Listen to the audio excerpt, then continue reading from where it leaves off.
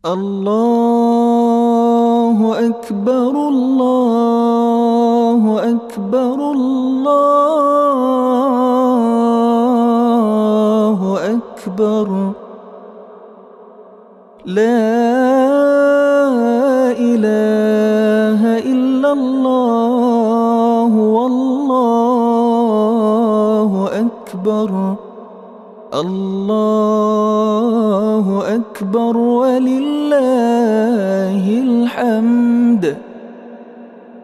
السلام عليكم ورحمة الله وبركاته. الله أكبر الله أكبر الله أكبر الله أكبر الله أكبر الله أكبر الله أكبر الله أكبر الله أكبر كبيرا والحمد لله كثيرا وسبحان الله بكرة وأصيلا. الحمد لله وحده صدق وعده ونصر عبده وأعز جنده وهزم الأحزاب وحده. أشهد أن لا إله إلا الله وحده لا شريك له وأشهد أن محمدا عبده ورسوله. اللهم صل وسلم وبارك على عبدك ورسولك محمد وعلى آله وصحبه ومن والاه. أما بعد فيا عباد الله أوصيكم وإياي بتقوى الله فقد فاز المتقون، حيث قال الله تعالى في محكم التنزيل: أعوذ بالله من الشيطان الرجيم، يا أيها الذين آمنوا اتقوا الله حق تقاته ولا تموتن إلا وأنتم مسلمون.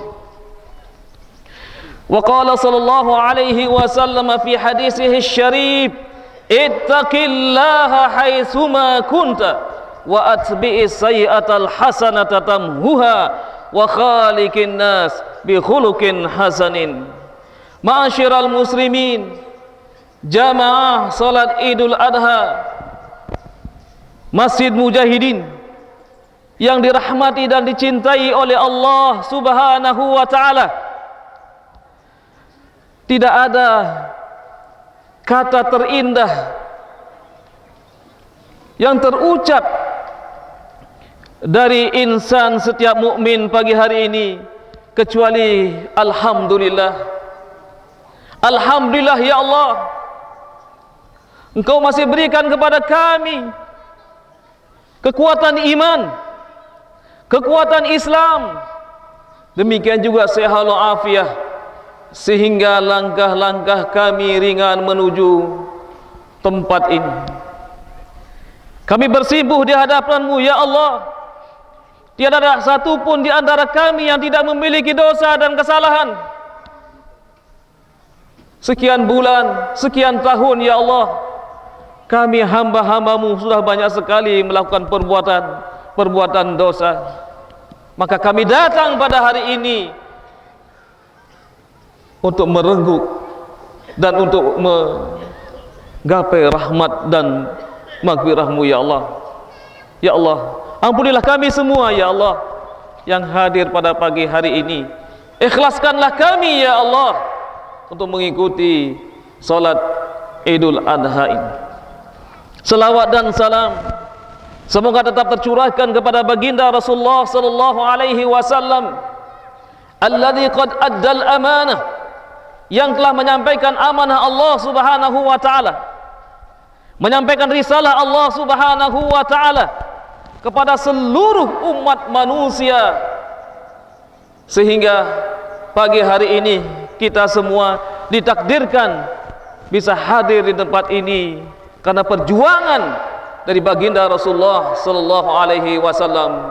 Allahumma shalli ala Muhammad wa ala ali Muhammad Ikhwatal iman rahimani wa rahimakumullah. Kemudian yang ketiga, marilah kita senantiasa meningkatkan ketakwaan kita kepada Allah Subhanahu wa taala. Takwa yang akan menyemangati kita untuk selalu beramal soleh. Takwa yang akan membentengi kita dari perbuatan dosa dan maksiat. Takwa yang akan menghantarkan kita menjadi pribadi-pribadi yang mulia. Takwa yang akan mengantarkan kepada kita ke tempat yang kekal dan abadi, yaitu surga Allah Subhanahu wa taala. Wasiqal ladzina taqaw rabbahum ilal jannati zumara. Pada hari itu Allah Subhanahu wa taala menggiring hamba-hamba yang bertakwa kepada Allah Subhanahu wa taala ke dalam surganya yang kekal dan abadi. Ikhwatal iman, jamaah yang dirahmati Allah dan dicintai oleh Allah Subhanahu wa taala. Setiap kali kita memperingati hari raya Idul Adha, ini tidak terlepas dari dua peristiwa besar yang terjadi sepanjang sejarah umat manusia. Yang pertama adalah haji, di mana kaum muslimin datang dari seluruh penjuru negeri, ya'tuka rijalan wa ala kulli dhamirin min kulli fajjin amik. Mereka datang dari seluruh negeri, baik berjalan kaki maupun naik kendaraan. Dalam rangka apa? Bersama-sama bersimpuh di hadapan Allah. Mereka kumpul di tanah Arafah, kumpul di bumi Arafah dengan menggunakan pakaian yang sama, dua helai pakaian, baik pemimpinnya maupun yang dipimpin, raja maupun yang rakyatnya, presiden maupun rakyatnya, semua dengan menggunakan pakaian yang sama. Ini menunjukkan tentang sawasiyah, tidak ada perbedaan di hadapan Allah Subhanahu wa taala. Semua mereka rela berada di tempat itu. Dalam rangka apa? Ta'zimu sya'airillahi subhanahu wa ta'ala, untuk mengagungkan syiar Allah Subhanahu wa ta'ala, wattiba'an li sunnati nabiyina Muhammadin sallallahu alaihi wasallam. Ikhwatal iman rahimani wa rahimakumullah. Disitulah baginda Rasulullah sallallahu alaihi wasallam wukuf. Disitulah baginda Rasulullah sallallahu alaihi wasallam membaca satu kalimat atau satu doa atau satu zikir yang ini dibaca oleh para nabi dan para rasul sebelum Nabi Muhammad sallallahu alaihi wasallam, yaitu kalimat tauhid, la ilaha illallah wahdahu la syarikalah, lahul mulku wa lahul hamdu wa huwa ala kulli syai'in qadir. Sahabat bertanya, ya Rasulullah, sungguh lama engkau berada di atas ontamu. Selepas sholat zuhur dan asar di jamak dan di qasar, kemudian Rasulullah menuju ke tempat ontanya, kemudian beliau duduk di sana sampai menjelang matahari terbenam, sehingga para sahabat penasaran apa sih yang dibaca oleh Rasulullah sallallahu alaihi wasallam. Kemudian beliau mengatakan, alladzi qara'tu ana wan nabiyyu qabli, dan aku baca dan nabi sebelum aku adalah la ilaha illallah wahdahu la syarikalah, lahul mulku wa lahul hamdu wa huwa ala kulli syai'in qadir. Pada saat itu Allah Subhanahu wa taala turun ke langit dunia, melihat hamba-hambanya yang datang. Bahkan pada saat itu Allah Subhanahu wa taala mengampuni hamba-hambanya yang diinginkan oleh Allah Subhanahu wa taala. Nah, mudah-mudahan pagi hari ini Allah Subhanahu wa taala berkenan juga mengampuni kita semuanya. Ini peristiwa yang pertama. Peristiwa yang kedua adalah rangkaian sejarah perjalanan spiritual dari Nabiullah Ibrahim alaihi salam, Abul Anbiya'i wal Mursalin, yang diabadikan di dalam Al-Qur'anul Karim. Bagaimana beliau kesabarannya di dalam menjalankan perintah-perintah Allah Subhanahu wa taala. Mulai perjalanan beliau dimulai dari Babilonia. Yang pertama, beliau berhadapan dengan orang tuanya sendiri. Pada saat Nabi Ibrahim alaihi salam melihat bahwasanya penduduk Babilonia dengan rajanya Raja Namrud ini sudah menuhankan selain Allah Subhanahu wa taala. Bahkan orang tua beliau adalah pemahat patung. Kemudian Nabi Ibrahim alaihissalam mencoba untuk mengajak orang tuanya untuk mentauhidkan Allah subhanahu wa ta'ala, akan tetapi orang tuanya menolak, bahkan marah kepada Nabi Ibrahim alaihissalam. Tetapi Nabi Ibrahim alaihissalam tetap teguh pendiriannya, dan malah beliau berjanji akan mendoakan orang tuanya supaya Allah subhanahu wa ta'ala mengampuninya. Akan tetapi ketika Nabi Ibrahim mengetahui bahwa orang tuanya ini adalah penyembah berhala dan melakukan kesyirikan, maka Nabi Ibrahim mengetahui bahwa dia adalah musuh Allah subhanahu wa ta'ala. Kemudian Nabi Ibrahim alaihissalam tetap teguh pendiriannya, kemudian dakwahnya merebak ke dalam istana. Kemudian dia berhadapan dengan Raja Namrud, berusaha untuk menghancurkan patung-patung yang disembah oleh bangsa Babilonia pada saat itu. Kemudian terjadilah dialog yang sangat fenomenal yang diabadikan dalam Al-Quranul Karim, dan Namrud mengatakan dirinya sebagai Tuhan.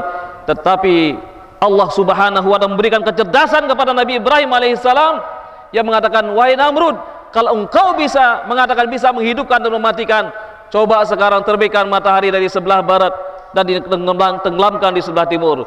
Fabuhital ladzi kafar. Namrud pun tidak mampu karena dia bukan Tuhan. Kemudian mulailah Namrud ini memainkan tangan besinya. Dia marah karena berdialog di hadapan para pejabat-pejabatnya pada saat itu.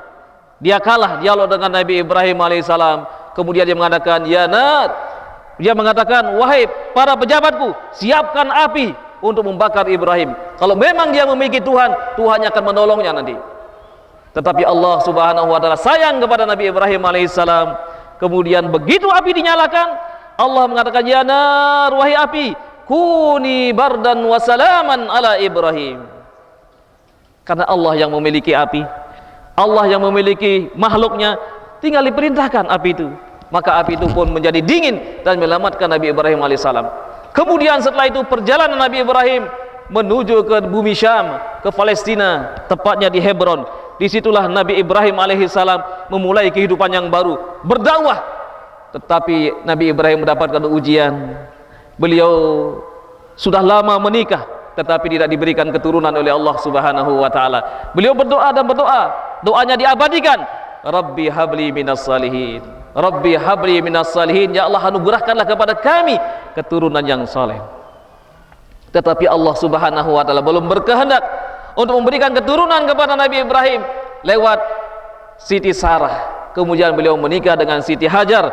Nah, disinilah Allah subhanahu wa ta'ala memberikan keturunan yang pertama, yaitu Nabi Ismail alaihissalam. Kemudian setelah itu Nabi Ismail dan ibunya dibawa ke satu lembah, yang dimana lembah tersebut tidak ada pohon-pohonannya sama sekali. Barusan kita dengarkan ayatnya dibaca oleh imam kita ya, dalam surah Ibrahim, Rabbana inni askantu min dzurriyyati biwadin ghairi dzi zar'in inda baitikal muharram. Masya Allah. Ya Rabbana, wahai Rabb, wahai Tuhan kami, aku tinggalkan istriku dan anakku di lembah yang tidak berpohon sama sekali di dekat dengan rumahmu. Rabbana liyuqimus shalah, untuk supaya mereka bisa mendirikan salat. Faj'al af'idatan minan nasi tahwi ilaihim warzuqhum minan thamarati la'allahum yashkurun. Jadikanlah hati manusia cenderung kepadanya, dan anugerahkanlah rizki kepadanya, supaya mereka bisa bersyukur kepada Allah subhanahu wa ta'ala. Begitu diletakkan di sana, dibuatkan kemah. Tugas Nabi Ibrahim hanya membawa istri dan anaknya, tidak untuk menemani di sana. Sehingga istrinya mengatakan, wahai suamiku, bang, kenapa engkau tinggalkan aku di tempat ini? Nabi Ibrahim tidak boleh menengok pada saat itu. Kemudian Siti Hajar mengatakan, apakah ini memang perintah Tuhanmu? Subhanallah. Apakah ini memang perintah Tuhanmu? Nabi Ibrahim hanya mengangguk pada saat itu. Kemudian beliau membacakan doa ini. Seketika itu perpisahan terjadi. Begitu Nabi Ibrahim alaihissalam mengangguk, Siti Hajar mengatakan, kalau ini memang perintah Tuhanmu wahai Ibrahim, dia tidak akan pernah menyia-nyiakan aku di tempat ini. Subhanallah. Tidak dapat kita menjumpai saat sekarang ini wanita setangguh itu dia, di tempat yang kering gerontang, tidak ada pohon-pohonannya, siangnya kepanasan, malamnya kedinginan itu, membawa bayi yang masih disusuinya gitu ya. Apakah ini memang perintah Tuhanmu wahai Ibrahim? Nabi Ibrahim mengangguk. Kalau ini memang perintah Tuhanmu, Allah tidak akan pernah menyia-nyiakan saya. Subhanallah. Adakah saat sekarang ini istri-istri kita, wanita-wanita solehah mengatakan seperti itu kepada suaminya gitu ya? Ketika suaminya bekerja di tempat yang jauh, kemudian pulang tidak membawa apa-apa, masihkah dia mengatakan seperti itu? Sabar wahai abangku, wahai masku, wahai suamiku. Ini rezeki kita pada hari ini. Masya Allah, luar biasa. Wanita yang tangguh ini, wanita yang solehah ini, nanti mampu mendidik seorang Ismail yang sangat luar biasa sekali. Kemudian setelah itu Nabi Ibrahim meninggalkan Siti Hajar bersama anaknya. Ketika pulang ke Palestina, Allah Subhanahu wa ta'ala datangkan malaikat-malaikat untuk mengabarkan bahwa Nabi Ibrahim akan mendapatkan keturunan dari Siti Sarah. Maka lahirlah Ishak, dan Ishak melahirkan Yakub, dan Yakub inilah disebut dengan Israel. Sehingga keturunan dari Nabi Yakub alaihissalam disebut Bani Israel. Lahirlah ribuan nabi dari kalangan Bani Israel. Mari kita kembali lagi, kita tengok bagaimana apa yang terjadi di tempat yang tandus dan kering tersebut. Nabi Ibrahim alaihissalam pun menengok istri dan anaknya yang kedua kali, yang pada saat ini sudah terjadi suatu peristiwa yang sangat luar biasa. Karena kesolehan daripada Siti Hajar ini, Allah Subhanahu wa ta'ala berikan satu nikmat yang luar biasa, yang sampai saat sekarang ini dapat kita nikmati. Ini bukan tanpa perjuangan.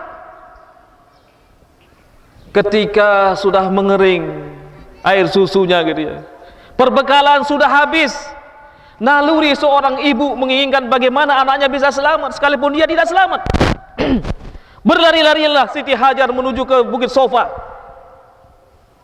Sampai di sana dia melihat air, lari lagi ke Bukit Marwah sampai 7 kali.